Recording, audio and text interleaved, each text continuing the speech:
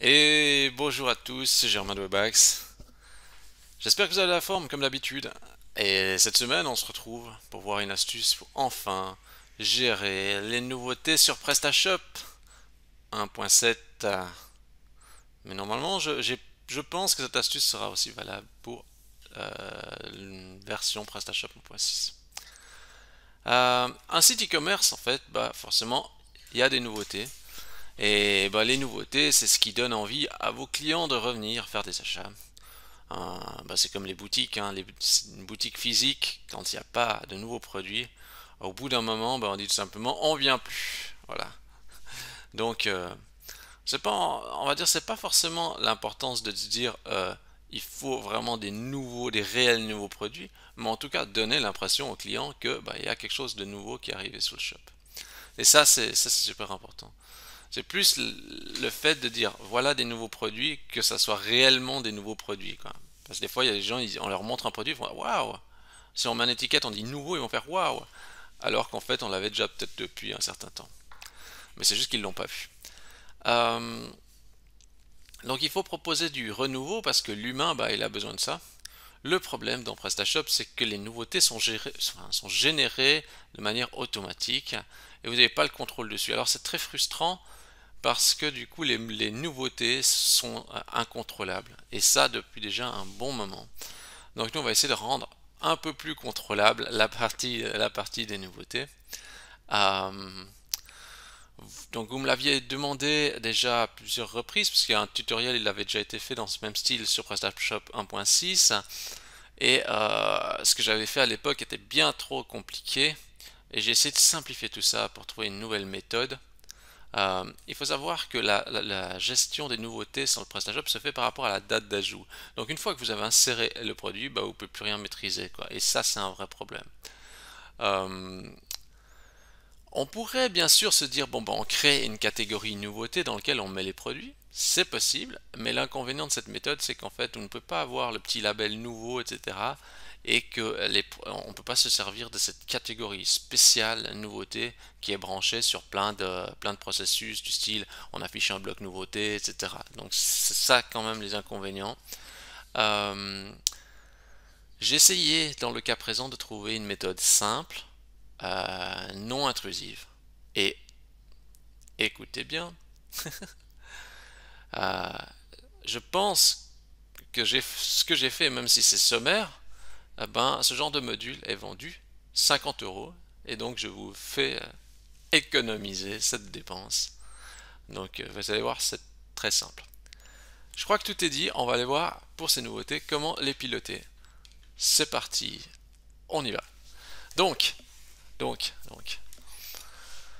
ce qu'on va faire, c'est qu'on va aller sur notre PrestaShop, déjà, et avant tout, ben, on va aller regarder l'URL de la page nouveauté. Alors, comme on a fait des modifications sur, j'allais dire, sur le dernier tuto, euh, j'allais dire, est-ce qu'on a plus le menu promotion? Mais non, mais si, il est là le menu promotion. Est-ce que je suis bien dans le bon tuto? 1, 7, 6, 4 tuto. Ouais, ça a l'air d'être bon. Je sais pas pourquoi quand j'avais fait mon test, j'avais pas souligné un nouveau produit. Bon bah nouveau produit, alors déjà, c'est vrai que je sais pas pourquoi il manque un message qui dit voilà, ici c'est vrai que quand on clique sur nouveau produit, c'est écrit veuillez nous excuser pour le désagrément. Bah, ça veut dire quoi? Ça veut dire qu'il y a des produits ou pas de produits? On sait pas trop. Mais bref, là on va pas s'attarder sur vraiment ce message en question. La première chose, c'est regarder la URL, nouveau produit. Discutable, discutable, hein, nouveau produit. Qui dit nouveau produit? Ça serait vraiment quelqu'un qui parle très bien le français, hein. Donc je me dis peut-être qu'on va aller dans paramètres de la boutique trafic SEO. Alors là, bien sûr, je chipote, hein, bien sûr que nouveau produit, ça va très bien, mais je sais pas. Je trouve que commercialement, j'allais dire, c'est pas ouf. J'aimerais mieux dire nouveauté. Puis en plus, j'aime mieux passer plus court, c'est en un seul mot, c'est plus explicite. Donc forcément, ça fait une erreur maintenant, mais si je reviens ici, nouveauté, hop, ouais, j'aime mieux, j'aime mieux. Bon, bah ça c'est fait. Maintenant, la question c'est bon, bah nouveauté c'est très bien, mais voilà. Bon, après vous avez différents blocs hein, pour faire afficher les nouveautés. On va juste aller voir qu'est-ce qu'on a pour les blocs et tout ça. Parce qu'on va aller par étapes, on prépare déjà un petit peu le terrain. Pour les nouveautés, le bloc new, normalement il y a un bloc new, il est pas là. Il semblait qu'il y avait un bloc nouveauté, mais new product block. Ah, ça c'est sur la page d'accueil, ok. Bon, je clique dessus pour installer les nouveaux produits. Qu'est-ce qu'on peut faire? On peut configurer ce bloc. Je vais voir s'il se passe quelque chose sur la page d'accueil. À vrai dire, j'ai pas testé vraiment l'option de ce module, donc je sais pas exactement si il marche ou s'il marche pas ou qu'est-ce qu'il fait. En tout cas, je l'ai activé, il est en train de finaliser le truc. Je sais pas pourquoi il met un petit peu de temps à répondre. J'essaie de recliquer dessus. Bon, bah ça, ok. Et ce qui serait bien, c'est, je vais aller de nouveau dans les modules et je vais aller regarder. Je vais aller regarder aussi dans le module menu, parce que vous voyez ici, c'est vrai que quand on navigue sur le site, ben on sait pas trop où c'est, euh, on sait pas trop où sont les nouveautés. Ouais, il faut aller là-bas dedans pour cliquer, mais je pense que ce qui peut être bien, c'est de mettre déjà aussi un lien au niveau du menu. Donc on va aller dans le menu, on recherche menu dans les modules manager, fait configurer.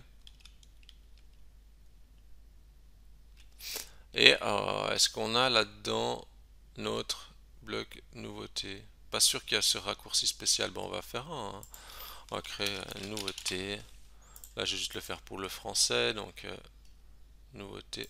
Enfin, hop. Et puis, je vais mettre mon lien. Voilà. Donc, je crée mon lien nouveauté. Et puis, je l'ajoute à mon menu. Voilà. Et j'enregistre. Comme ça met un point d'entrée bien visible sur bah, les nouveautés, quoi. Alors bah là ça marche toujours pas parce que finalement bah ouais ça envoie vers la catégorie qui est vide quoi. Ok.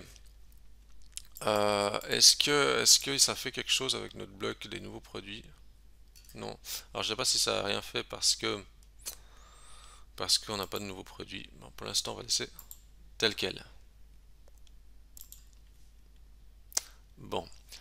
Donc maintenant on va aller regarder comment sont gérés les nouveaux produits. Donc on va aller dans la partie paramètres de la boutique. Je fais les paramètres de la boutique produit. Et euh, en fait là-dedans il est dit que non, voilà, le nombre de jours durant lequel un produit est considéré comme nouveau. Ça veut dire que si vous ajoutez un produit aujourd'hui, ben 20 jours après, il est considéré comme nouveau. Donc si je mets, je sais pas, je mets 360, 365 par exemple, ça veut dire que par exemple, pourquoi je mets 365, 365 c'est parce que comme ça, c'est comme si c'était un an. Ça veut dire que les produits que j'ai ajoutés depuis un an, ben, ils sont tous considérés encore comme nouveaux, quoi. On doit avoir les badges nouveaux qui s'affichent partout. Oui. Donc ça le fait. Ah, vous voyez, regardez, ça a apparu là. Vous savez, il n'y avait pas ça avant. Il n'y avait pas ça avant et donc du coup ça a apparu. Bon bah là tout est nouveau, ok. Moi ce que je vais dire c'est non, je vais dire là pour notre exemple pour qu'on se rende bien compte du truc, on va dire je sais pas si ça fait plus de 30 jours que j'ai installé le PrestaShop cette version. Je vais juste mettre comme ça. Là c'est 30 jours. Est-ce qu'il y a encore des nouveaux produits? Ah ouais, ça fait moins de 30 jours. Alors je vais mettre pour notre test, je vais dire ok, il faut que considéré pendant nouveau pendant un jour. Donc ça veut dire que une fois que j'ai ajouté le produit, bah, pendant un jour c'est considéré comme nouveau. Donc du coup comme ça je suis sûr d'avoir rien qui se charge. Bon bah c'est normal hein. Donc là aucun produit n'est considéré comme nouveau. Très bien. La base est faite. La base est faite. Donc maintenant on va essayer de piloter ces nouveautés. Alors ce qu'il faudrait faire, idéalement il faudrait intervenir dans la fiche produit. C'est ce que j'avais proposé à l'époque, d'aller dans la fiche produit, de rajouter un champ, ça implique de modifier le back-office, et c'est plus compliqué qu'avant. Donc c'est ce qu'il faudrait faire idéalement. Ou créer un module dédié. Mais nouveau créer un module dédié, bah, il faut le temps, ça demande, enfin, c'est du travail. Donc moi ce que j'essaie de faire, c'est quelque chose que j'arrive à monter que j'ai pu faire juste en 20 minutes, une demi-heure, pour arriver à faire quelque chose. Donc, ce qu'on va faire, c'est qu'on va utiliser un script spécial qui va nous permettre de piloter tout ça. Alors, je vous donne ici un script. C'est une petite interface marrante. Alors, je prends, vous voyez, ce script, il faut le mettre dans le module. Alors, je vais reprendre ça, hop. Je prends le dossier script et je vais le mettre dans les modules ici. Donc dans le dossier module, je copie script. Script, j'ai dit tout à l'heure que j'avais pas fait un module, mais c'est un genre de faux module accéléré, quoi. Ok. Et dans ce dossier script, j'ai un fichier qui s'appelle new product. Voilà. Bon. Alors déjà, ce qu'on va essayer de faire, c'est on va essayer d'accéder à cette URL. Donc du fait que j'ai mis ça dans module, ok, j'ai mis ça dans un dossier qui s'appelle script, c'est le module script qui s'appelle, et puis il s'appelle new product.php.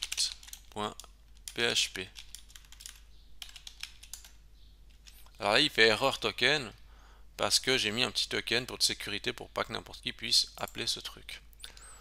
Le token, en fait, le token fait comme ça, en fait, c'est point d'interrogation, je vais le faire, token égale new.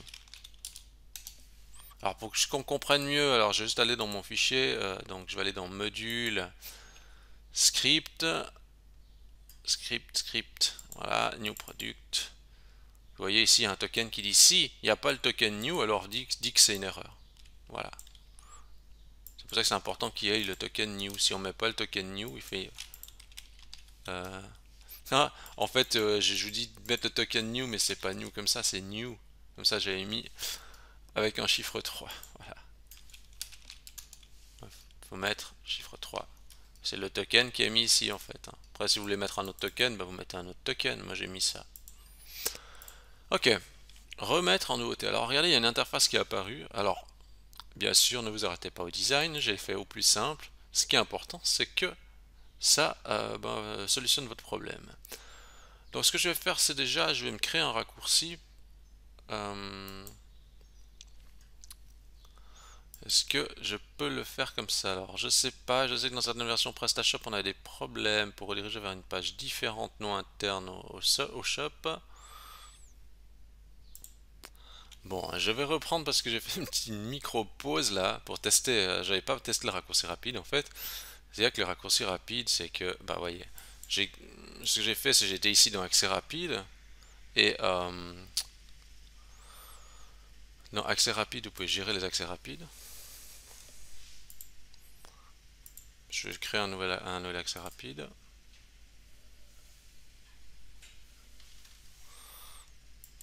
Alors, par exemple, je mets produit. J'allais dire un nouveau produit, mais je suis presque déformé par ce que j'ai dit avant. Alors, je mets nouveauté et puis je dis ok, voilà le lien, tac, je mets là. Pour venir dans une nouvelle fenêtre, je mets oui. Bon. Le problème de ça, c'est qu'en standard, si on ne fait rien, je vais juste monter un petit truc que je viens de rajouter. Voilà ce qui se passe. Si on ne fait rien, quand on utilise l'accès rapide, nouveauté. Vous voyez, le problème c'est que ça redirige, j'ai l'impression que ça ne veut pas rediriger vers l'URL, ça fait pas ce que je veux. J'essaie de construire l'URL différemment, mais ça ne me redirige pas vers la page, ça m'encapsule toujours vers le back-office, ne me redirige pas sur le côté front ou ailleurs. Ça c'est un problème. Pour pallier à ça, alors soit vous mémorisez cette URL dans vos favoris, etc. Vous faites, voilà, vous rajoutez comme ça tac, et puis vous allez directement depuis là. Ça aussi c'est une méthode.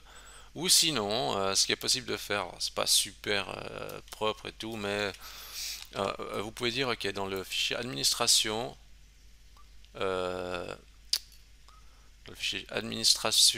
index, vous allez rajouter ça. En fait, on dit, si dans l'URL, on trouve script newproduct.php, avant d'exécuter ça, redirige directement sur la page destination, puis vous mettez le lien de votre page destination, ici.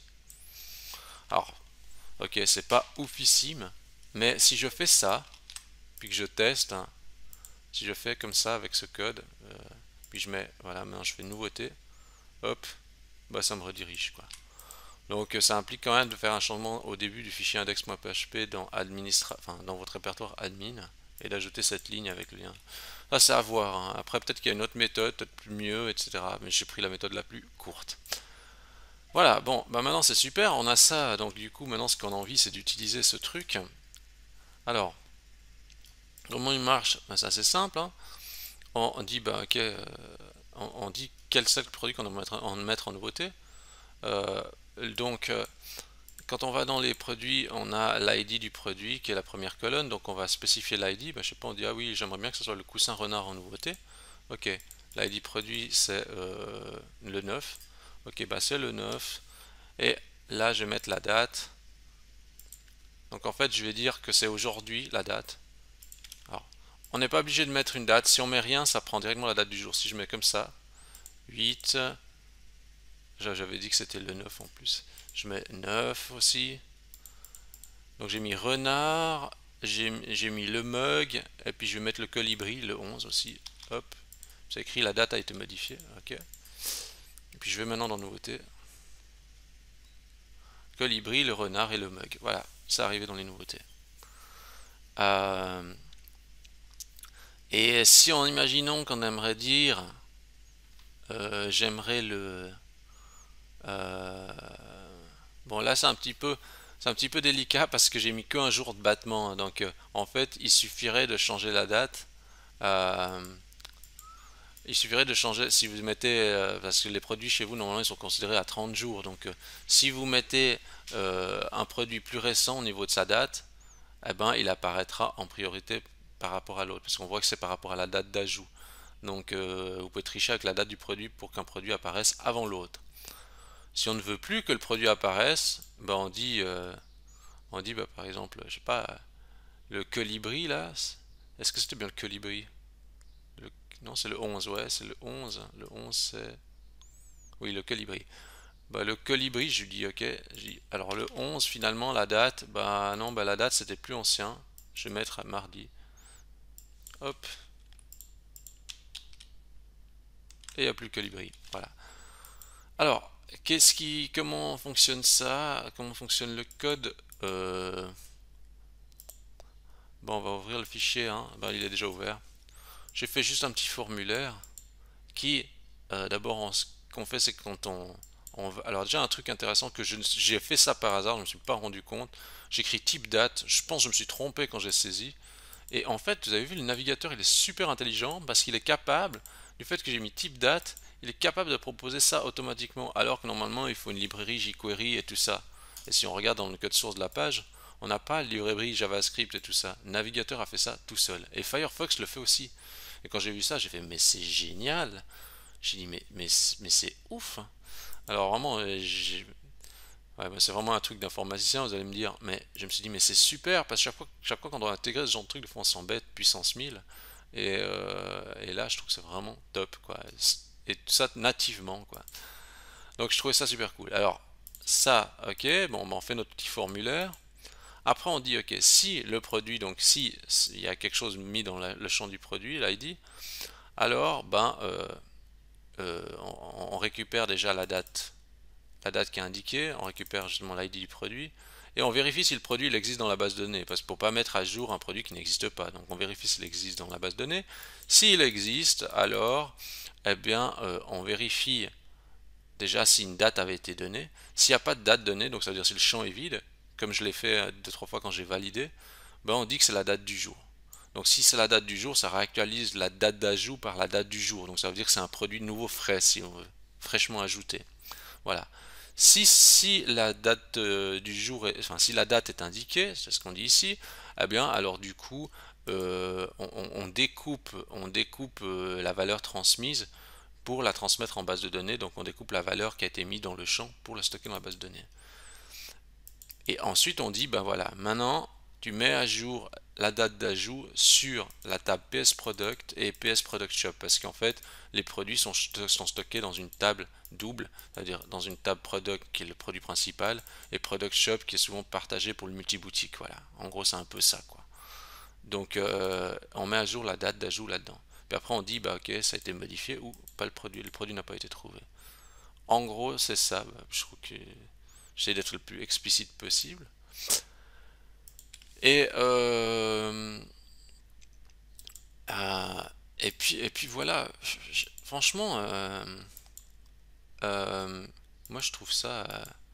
Alors je sais que ça va vraiment dépanner certains. C'est vrai que si je me dis voilà, je suis dans mon back office. Je me dis, ah ouais, le t-shirt imprimé là, Colibri, j'aimerais bien le mettre. Ok, je vais dans les nouveaux produits. Non, je crois que j'ai fait nouveaux produits. J'aurais peut-être pas dû appeler ça. Euh, voilà, je vais dans nouveauté. Ok, je dis, ok, le produit 1 en nouveauté. Hop, la date a été modifiée. Franchement, je pense que c'est quand même intéressant comme changement. Et si vous voyez, ce que j'aime bien, c'est que c'est pas trop intrusif. Mis à part le fait qu'on a été faire un petit changement dans l'index.php du back-office, on n'a pas dû modifier 36 000 fichiers et ça fonctionne. Et puis si on regarde sur la page d'accueil du site, ouais, voilà, bah aussi. Alors, juste pour illustrer ce que j'ai dit tout à l'heure, je vais peut-être changer et dire dans la partie nouveauté, je vais dire considérer les produits comme nouveaux jusqu'à, je vais juste mettre 30 jours. Je dis que c'est 30 jours. Et pour tester le propos que j'ai dit tout à l'heure, imaginons qu'on aimerait dire, bon ben, 30 jours c'est trop, je vais mettre 10 jours. Voilà. Imaginons que je dise maintenant, j'aimerais bien que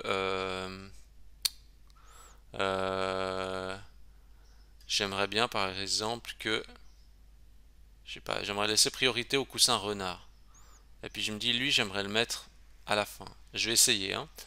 Donc je vais me dire, ok, je vais changer la date l'ID product du 1, je vais mettre, je vais dire que c'est un plus vieux produit, je vais le mettre par exemple au 19.